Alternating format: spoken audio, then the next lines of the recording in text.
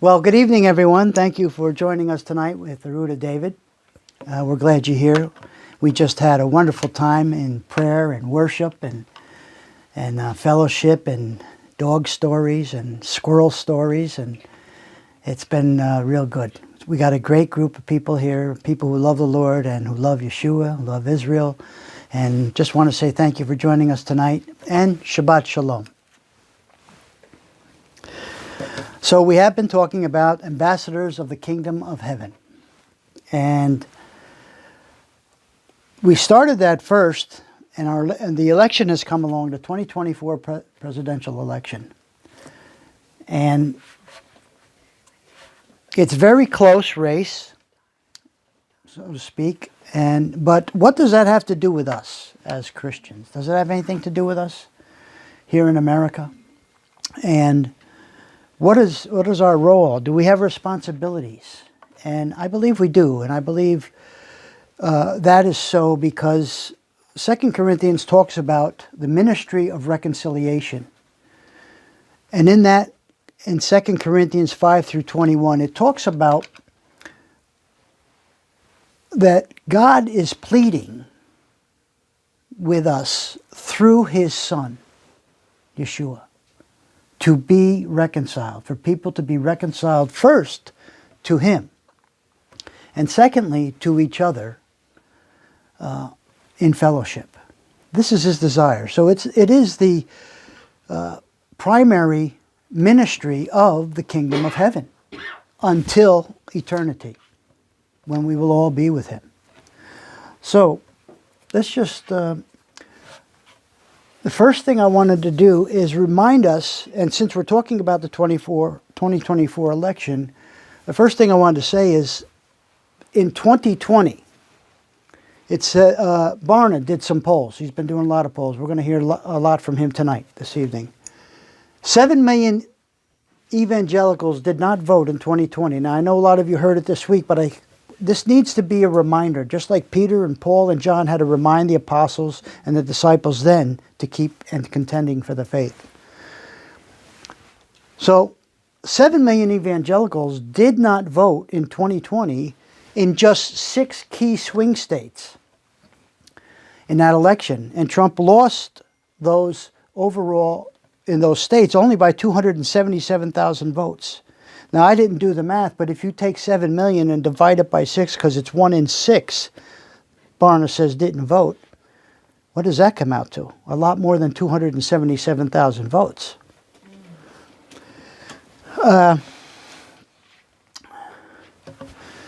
This just came out on October 10th. Again, George Barna, he says 104 million people of faith, including 32 million Christian regular churchgoers, are projected to abstain from voting in this election.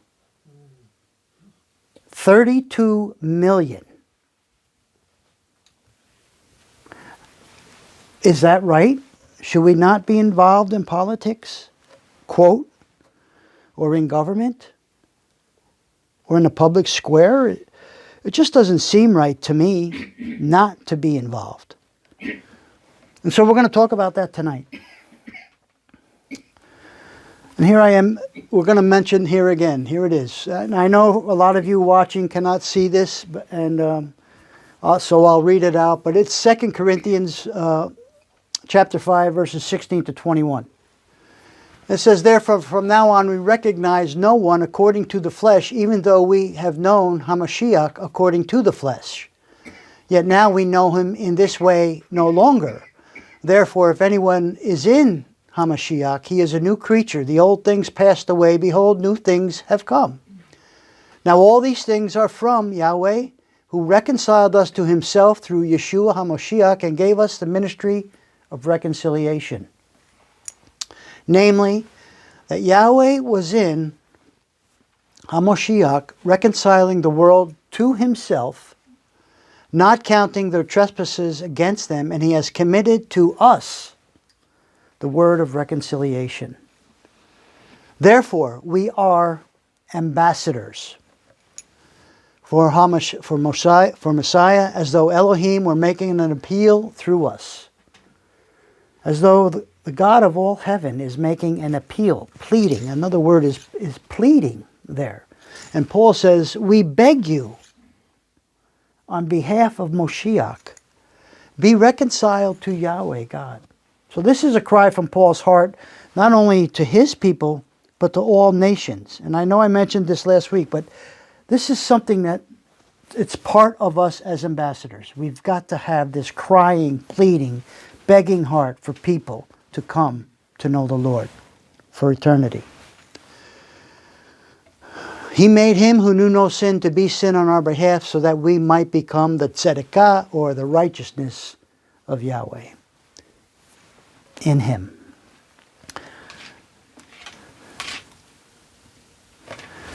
So in March, this idea came to me about the ambassador from the Lord, and so I looked up in international law first, what is the definition?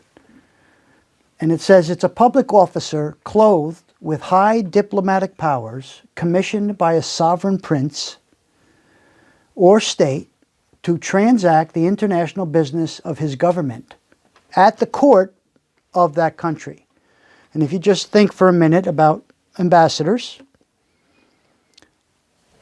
American or from Israel or wherever, they go to another country, they set up an embassy, right? The country sets up embassies in other countries, and they send their ambassadors, and those ambassadors are in that other country on behalf of the country that sent them. But there's 9 words in here that we're not going to look at the 9 words tonight. We're going to look at the overall definition, and we're going to look at the election more or less, and the 2 choices that we have, and the issues. Are the issues that are in our country today that concern us and concern the election now, at this moment in time when we are here breathing on the earth, do these have any relevance? Are they moral issues? Are they political issues? Are they issues that we should be dealing with, that we should be explaining to people? A sovereign prince or state to transact the international business of his government at the court of the country. That's an ambassador, right? But doesn't it sound like something from God? Because all government is from the Lord, is it not? It reminded me of this. It's in the book of Matthew. And it says, but the 11 disciples proceeded to Galilee, to the mountain which Jesus had designated. When they saw him, they worshipped him, but some were doubtful. And Yeshua came up and spoke to them, saying, all authority has been given to me in heaven and on earth. Go therefore and make disciples of all the nations. There's the commission. There's the mandate. Baptizing them, there's the process. In the name of the Father and the Son and of the Holy Spirit. Teaching them, that means we have to speak to them, to observe all that I commanded you. And lo, I am with you always, even to the end of the age. This is truly a reflection. Actually, it's the other way around. The international law is a reflection of the kingdom of heaven law and the kingdom of heaven commandment.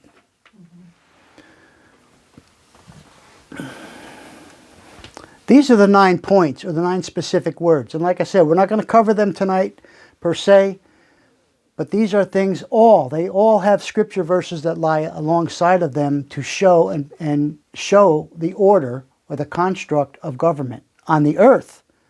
But what are the things on the earth, like the temple, right? They're reflections, they're shadows of the things that are above, right? So a public officer or an official envoy, clothed with high diplomatic powers. And I probably mentioned that the last couple of weeks, but clothed with Christ. We prayed over the ladies tonight with new prayer shawls, right? And we blessed them and we said, be clothed in Christ. Same idea, same principle. Clothed with diplomatic powers, because you can only get those diplomatic powers from the one who gives them, and that is the king. Commissioned by a sovereign prince or state to transact, to preach, to let our works, the good works that we do, be a witness to the people that see, and that they may glorify our Father in heaven. The international business, in this case, the eternal business of government, of His government, at the court of the country, that is the earth. In our case here in America. The question comes now, though, have we been doing that as ambassadors? To some extent we have. Again, 7 million evangelicals did not vote. Predicted 104 out of 104 million people of faith, 32 million regular Christian goers, churchgoers, are projected to abstain. Okay, so we have a conundrum in front of us, for some. There are others who already know the answer to this.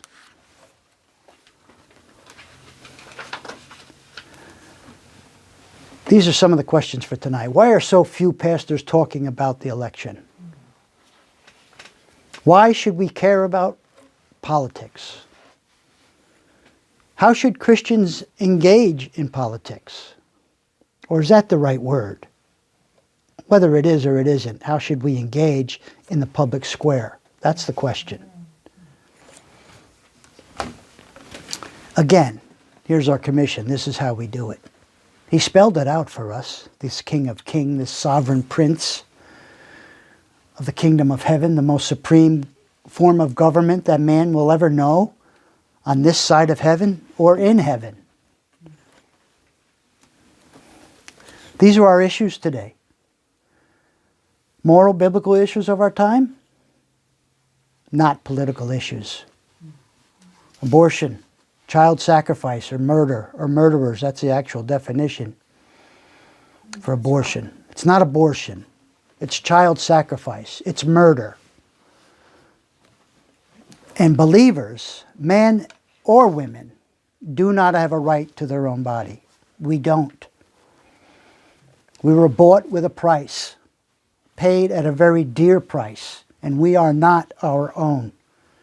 We are indeed doulos, bond slaves, bond servants to the one who has purchased us. Therefore, anything we do must go through Him. And if He's given us an order or an injunction or a set of rules or guidelines, those are the things we must follow. He created a male and female. He wasn't confused when He made man and woman. He knew what He was doing. He still knows what He's doing. Men are confused. Women are confused. There's only male and female. Education and parental rights, this is fundamental. He told Moses when He gave the law, He said, teach your children. After what we read tonight, the Shema, right? And teach your children in the way they should go. Teach them when they rise in the morning. Teach them when they go to bed at night. Teach them as you walk during the day. Teach them. In this country, there's a constitution. That's a benefit for this nation, unlike any other nation. And God worked with our founding fathers in those days to bring forth a new nation by the principles of God.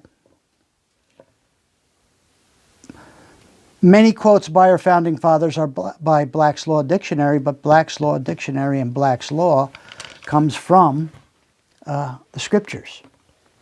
The order of government, legislative, judicial, and executive, all come from chapter 18 in Genesis.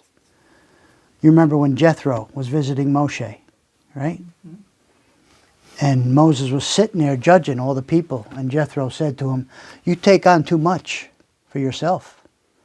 Divide the people into thousands, hundreds, fifties, tens, and let them help you. The form of government is there.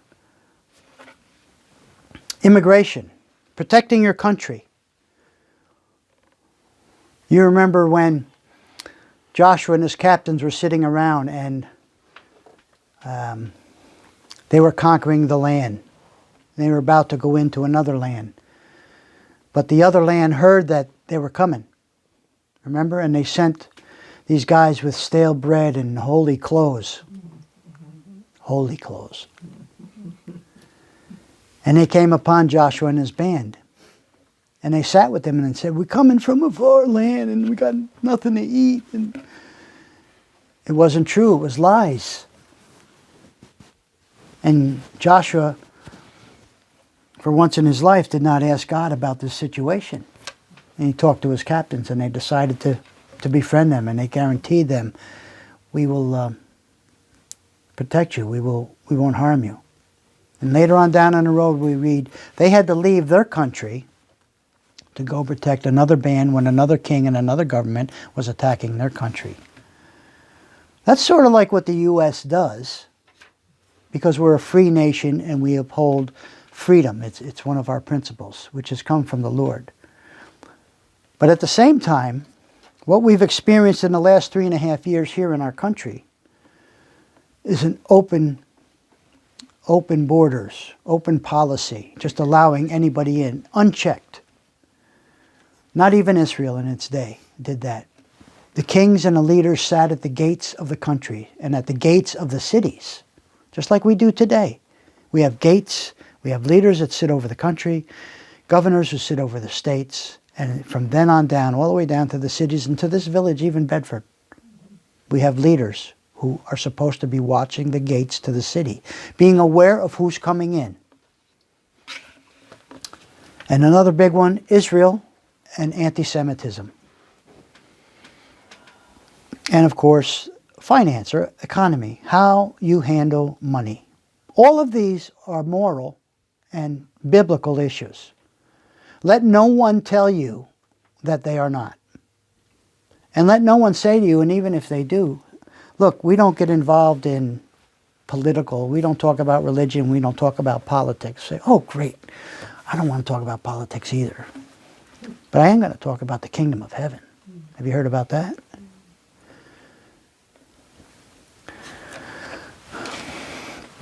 Before we move on to that, I mentioned the 104 million.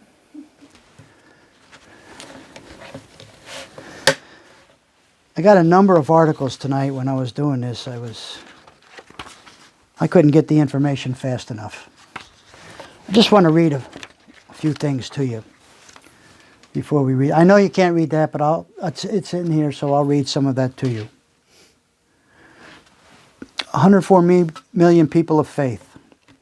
As the final weeks of the 2024 presidential election campaign unfolds, it appears that the outcome of the close race between Donald Trump and Kamala Harris will depend on which candidate does a more effective job of getting their supporters to vote.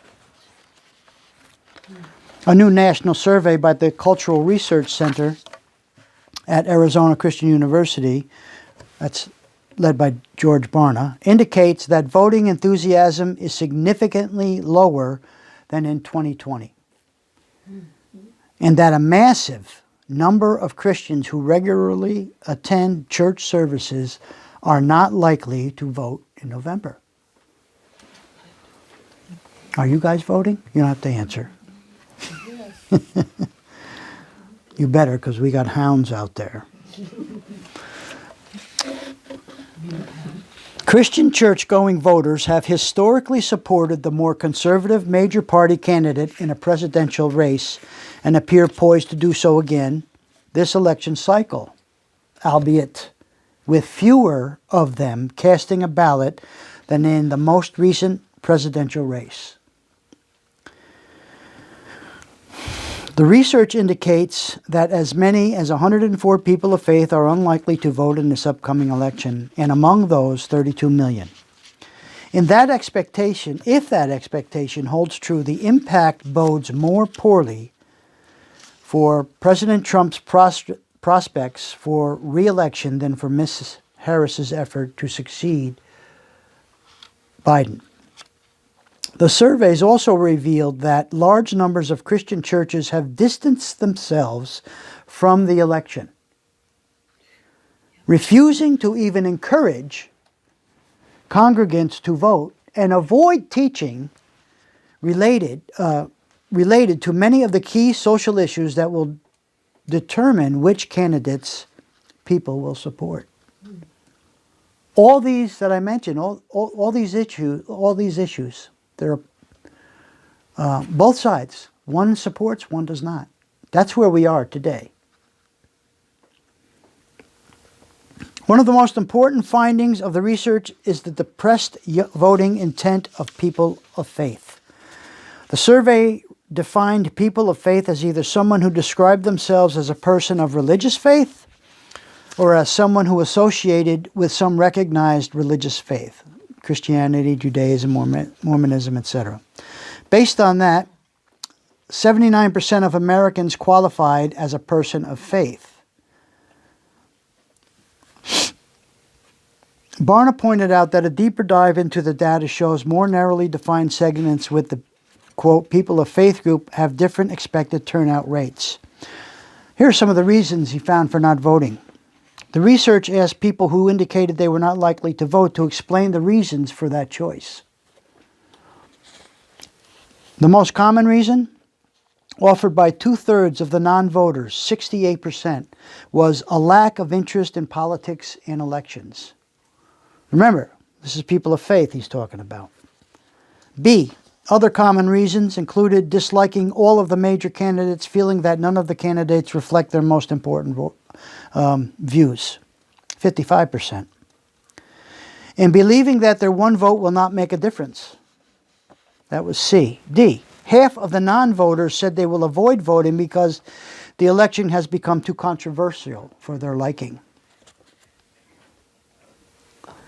E, almost half of the non-voters, 48%, were deterred by the belief that the election outcome will be rigged or by not knowing enough about the candidates to choose one. 48%. Okay, by not knowing. Okay, so whose fault is that? Is that the candidate's fault? No. So,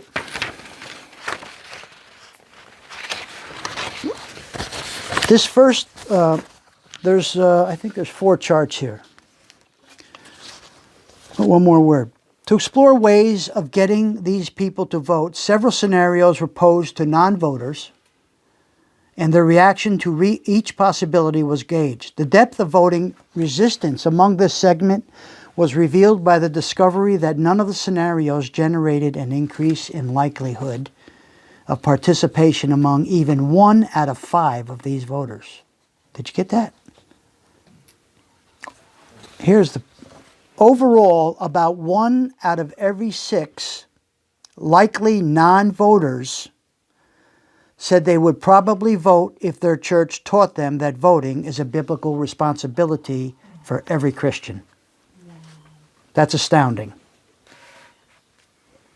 1 out of 7 of the likely non-voters indicated that they would be likely to vote if family or friends convinced them of the importance of voting.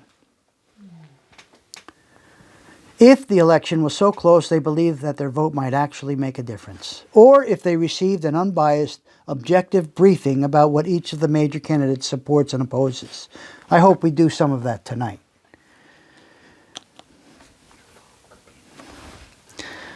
The survey examined some political or election-related activity undertaken by the respondents' church during the past 2 years. Believers and the response in the past 2 years. The title of this is called, can most of you see that? Mm-hmm. Okay, well, for those of you watching, turnout projections by faith segments. Religious subgroup, self-identified as a Christian, estimated of non-voters, look at that, 85 million. If they attend a Protestant church in voting now, 46 million. If they're theologically defined born-again Christians, 41 million self-identified Christians. So these are classes of types of believers. Okay? If they attend a mainline Protestant church, and you can see these numbers here. This is just giving you classes and their numbers there. Doesn't say that's how many that are voting. It's just telling you how many are in each class. The next one.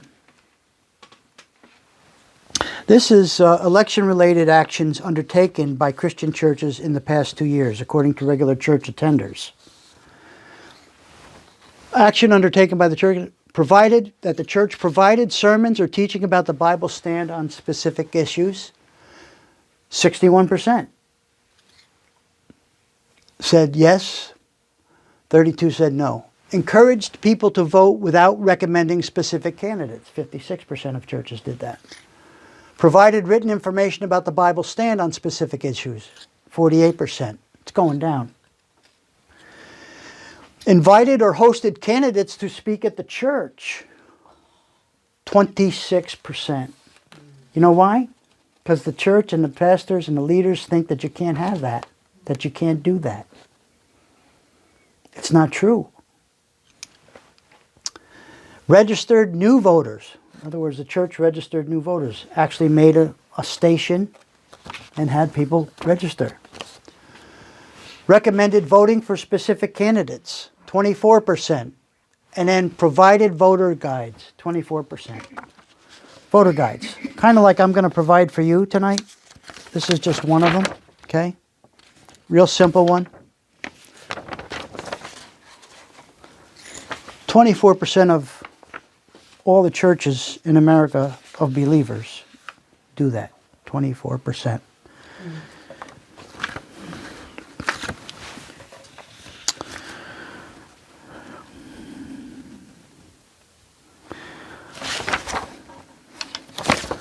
Churches of the regular attenders were most likely to have addressed the topics of religious freedom and poverty. Roughly half recalled receiving, quote, a teaching concerning abortion. One teaching in 2 years. Slightly fewer remembered a teaching concerning matters related to crime, law and order, law enforcement. About 4 out of 10 congregants recalled teaching related to same-sex marriage, 42%. Only 1/3 cited teaching regarded the role and authority of government, 34%, or the Israel-Palestine conflict. I would say Israel-Gaza conflict, but B, 1 out of 4 had been exposed to a teaching about transgenderism. C, immigration and border security, they heard maybe only 25% of people, churches did it. The least taught on topic among those evaluated was artificial intelligence. Well, no sense in discussing that if most of the intelligence of the congregants aren't interested in knowledge, are they? Oh, that wasn't nice. But I'm not going to apologize. Barely more than half of Christian churches took the simplest election-related action, the simplest, that of encouraging congregants to vote in November. Slightly less than half of Christian churches, 48%, were said to have provided congregants with written information about the Bible's stance on specific issues. We're ambassadors. These are our issues that we should know. We are supposed to influence the society to walk in these ways. And if they don't, what do we do then? We walk in that office, in that job, in that place, in the public, so that others will benefit from God's moving in us to move and bring His will and His commands and His life and love to others. The survey pointed out that black churches are more likely than all other Christian churches to engage in each of the 7 forms of election-related activities. Traditionally, black churches are more than twice as likely as all other churches to register people to vote and to provide voters' guides for congregants. Significant portions of regular church attenders indicated an interest in receiving biblical teaching from their church about various social and political issues in congregations where that topic had not already been addressed from the pulpit. So what that's saying is that if I was in 75% of churches, based on this one here, they wouldn't want to hear a word I'm saying. Let me do that. The unaddressed topics of greatest interest were immigration and border security, artificial intelligence, the Israeli-Palestine conflict, the role and authority of government, and issues related to crime, law enforcement, law and order. All of these. Why aren't we doing this now?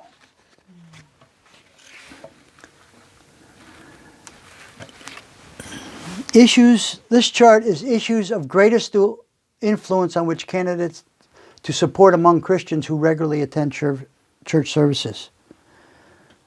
Okay, write down a list. Inflation, economy, immigration, crime, law, poverty, the ones I just mentioned.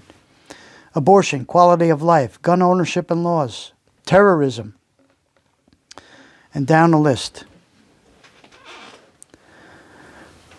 The survey found that the issues not being discussed by pastors and those that are of greatest interest to congregants are among the issues that will have the greatest degree of influence on which candidates churchgoing voters will support. Did that make sense? The three issues identified by a majority of regular church-going Christians were the economy, immigration and border control, and crime, law, and order. The study found that just 1% of Christians who regularly attend church services said that candidates' position on the issues will not affect who they vote for.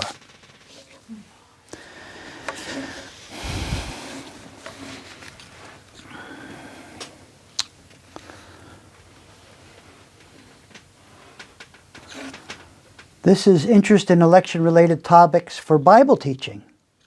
Oh no. From churches according to regular church attenders. Religious freedom, addressing poverty, abortion, there they are again, the top ones. Same-sex marriage, role and authority of government. See, if we don't teach these things, it's not the older people that don't care.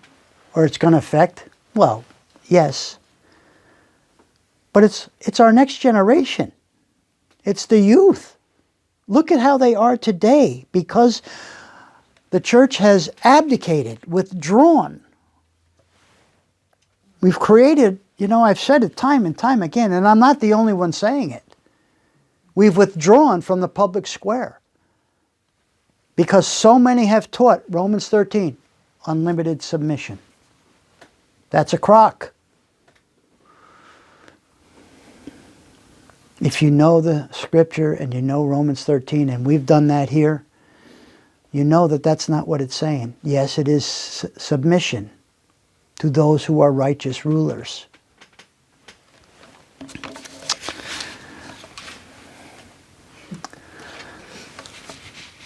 So, in this 2024 American presidential election, we have two choices, two parties, two candidates. And I'm not going to stand here and tell you which person to vote for, because I don't vote for a person, not anymore. I vote for, now that I'm an ambassador, now that I have been touched by the blood and covered in it, and have become part of the kingdom of heaven. It doesn't matter what happens here. What matters is that I'm doing what I've been sent to do. To affect my community, to affect my family first.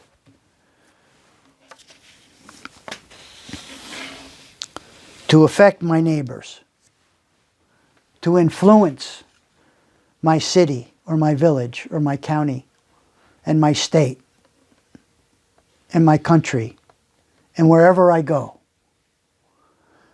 I have the kingdom of heaven in me. I'm from there. People ask me where I'm from. I've been saying it the past 6 months. I'm from heaven. But they sent me down to New York to get started. I like New York, but I wouldn't want to live there. I want to live in Israel. And the Lord has blessed me in that. So I'm thankful for that. So which of the two choices lines up closest to our King's word and his commands? Which of the platforms, so to speak, are closest? Neither one of them are on spot. But there is one that's closer. And if you've heard the rhetoric for the past year and a half, you know which is which just by hearing. But have you checked out platforms? Have you looked at the Democratic and the Republican platform? Yeah, it's boring reading, but you know what? An ambassador has to be informed. He has to know what the issues are. We have to know what the issues are. You have to know what the issues are. It's not a request. It's a mandate as an ambassador. We've been commissioned to transact the heavenly business, the business of the heavenly kingdom, the eternal kingdom. So I'll give you this tonight. It just talks about basically the issues, and this is a very brief, okay? And it covers that, mentions of God, life, created male and female, definition of marriage and role of the family. See, if the devil can kill the family, which he's doing bit by bit by bit. How many families still meet together for dinner? I wasn't in my family when we grew up, and I'm just a young guy, but, you know, my father said, all of you will be at this dinner table an hour before we're supposed to eat. Not just to eat, because we had to help set up, we had to bring the food in, we had to feed the dog, you know, we had to do all that stuff. But it was good training to be responsible. For a family, restoring education. Parental rights and education, we mentioned that. School choice. Okay, that's still education. Okay? Religious freedom, and then Israel and anti-Semitism. This comes from the Family Research Foundation in Washington. And that's a good short one. There is the Democratic Party platform. You can download that. And it's longer than this single piece of paper, but like on the back here, it tells what they're, you know, it's got chapters. Nobody's name is on it. I think I mentioned that the other night too. Chapter 1, growing our economy from the bottom up and middle out, whatever that means. Rewarding work, not wealth. Lowering costs, tackling the climate crisis, which is, there is no climate crisis. Protecting communities and tackling the scourge of gun violence. You know, I say there is no climate crisis because there's a whole troop of honest scientists who have come forth with plenty of evidence. And then I was just thinking when I said that earlier that, you know, the Lord says he would forsake Israel if you could measure the earth or if the sun and the moon disappear. Nobody's going to change the weather. Okay, they may be using HAARP and things like that, but God's still in control. Protecting communities and tackling the scourge of gun violence. Well, I don't think with 15 million new immigrants that's been happening these past 3.5 years. And gun violence, whoever heard of such a ridiculous phrase? Guns don't create violence. Guns don't commit violence. The gun just lays there. It doesn't do anything. People do violence. Men and women do violence. The guns aren't the problem, the people are. Guns don't sin, people do. Chapter 7, securing our border and fixing the broken immigration system. Boy, that makes me want to laugh hilariously and then fume with amazing red-hot heat based on what they've done for the past 3 years. Advancing the president's unity agenda. I guess that includes calling Trump supporters garbage, which he just did a couple days ago. And so I guess that, and call him a terrorist and a Nazi, that promotes unity, I think, from that party, right? That's part of, under their party platform, right? Don't you think? Strengthening American leadership worldwide. Well, I can see that happening as well, too, with all the respect that we've lost as a nation because of our government the past 3.5 years. I'm not trying to be cynical, it just happened.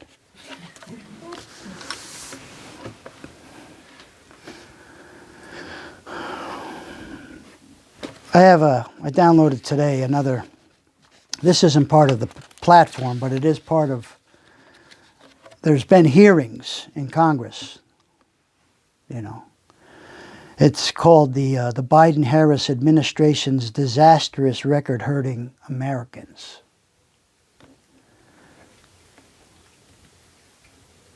The Biden-Harris administration has pushed an expansive and costly regulatory agenda, eliminated deterred-focused immigration policies at the southern border, mismanaged taxpayer funds, and created instability on the global stage. Administration's policies and weak leadership sparked multiple crises across the land and across every area.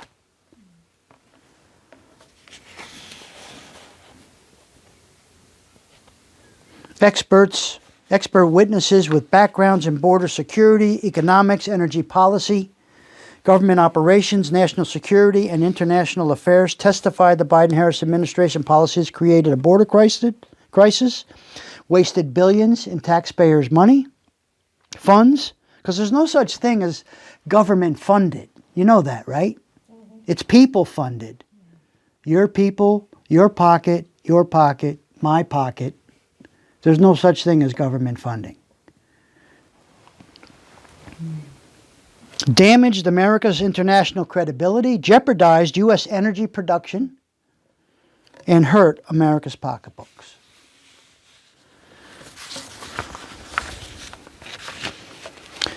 Here's a guy named Mark Krikorian, executive director for the Center for Immigration Studies, says President Biden did not simply reverse Trump-era border security policies.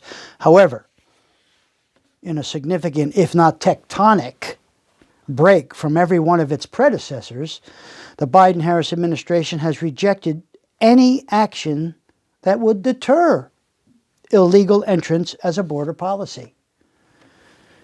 I'm not going to read down this list. You know most of it. You people here do. I hope those of you that I'm trying to reach who are undecided or don't have, or are just ignorant, you just don't know. I hope you can grab a hold of this and do something on your own and search for truth. Search for what's out there. Now, don't get me wrong, I'm not a Trump worshiper. I'm a Jesus worshiper. I'm a Yeshua worshiper. And I'm a kingdom lover, the kingdom of heaven. And there is no kingdom. I don't pledge allegiance, like I said this the other night. I don't pledge allegiance to America. I don't pledge allegiance to Israel, though it's in my heart. But there's something greater in my heart and that lives in my soul and in my spirit, and that is Yeshua, King of Kings, Lord of Lords, who will sit on the throne of eternity. And then you have the other party, the Republican Party, okay, and I'm just going to read you. I read 2 or 3 of these the other night, but I'll go right down the whole 20 of them, see what you think. Seal the border and stop the migrant invasion.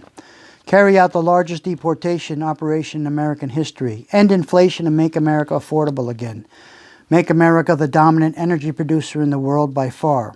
Stop outsourcing and turn the United States into a manufacturing superpower. Large tax cuts for workers and no tax on tips. Defend our Constitution.